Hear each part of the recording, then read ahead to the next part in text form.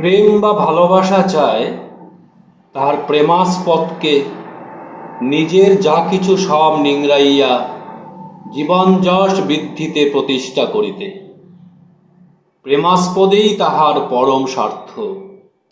সে চায় না তাহা যাহা নাকি তাহার প্রিয়কে স্বার্থমণ্ডিত না করে। সে তাহার জগৎ খুঁজিয়া যাহাই পায় জীবন যশ বৃদ্ধির অনুকূল তাহাই আনিয়া তাহার প্রেমাস্পদকে সাজাইয়া নিজেকে সার্থক বিবেচনা করে। আর ইহাই তাহার পুষ্টি, তৃপ্তি ও মুক্তি। সে স্বাধীন হইতে চায় না তাহাকে বাদ দিয়ে।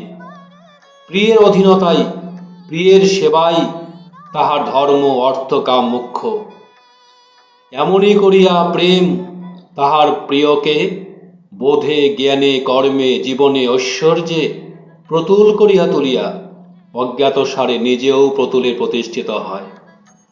তাই প্রেম এত নিষ্পাপ, প্রেম এতই মহান। কাম চায় কাম্যকে তাহার চাহিদার মতন উপটৌকন পাইতে।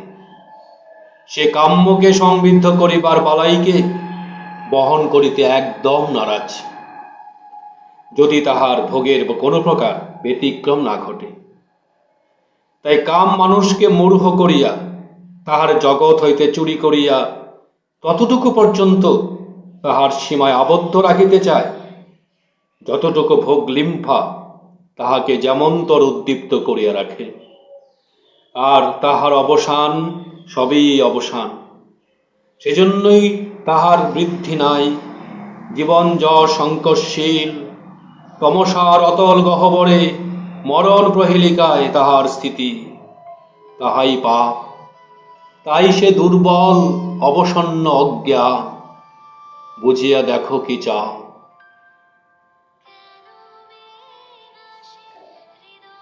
উন্নতি বা অধিগমনের পথে যখনই দেখিবে বিক্ষেপ আসিয়া সহসা ক্রমাগতিকে রুদ্ধ করিয়াছে বা করিতেছে, প্রায় নিশ্চিতভাবেই বুঝিও যাহাতে এরূপ ঘটিল বা ঘটিতেছে তাহা কামিনীতে কাম প্রলোভন।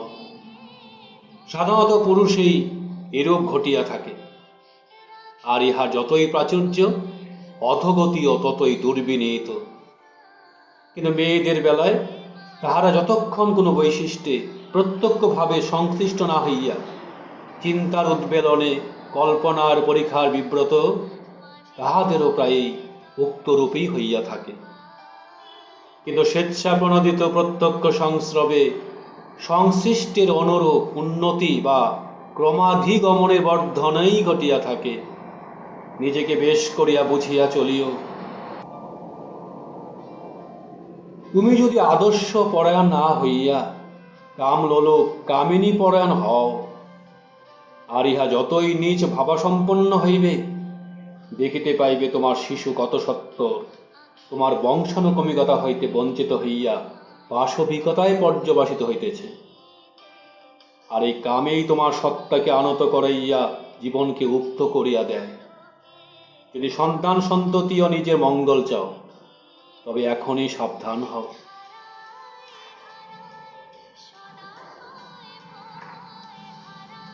তুমি কিছুতেই কামলোলুপ দৃষ্টি বা ভাব সম্পন্ন হইও না। তুমি যদি কার্যত এমনতর কুক্রিয়াশীল নাও হইয়া থাকো, তোমার এই ধারাবাহিক কামলোলুপতা তোমার চলন, চরিত্র, আচার, ব্যবহার লেগে থাকাকে এমনতর দুর্বল করিয়া দেবে।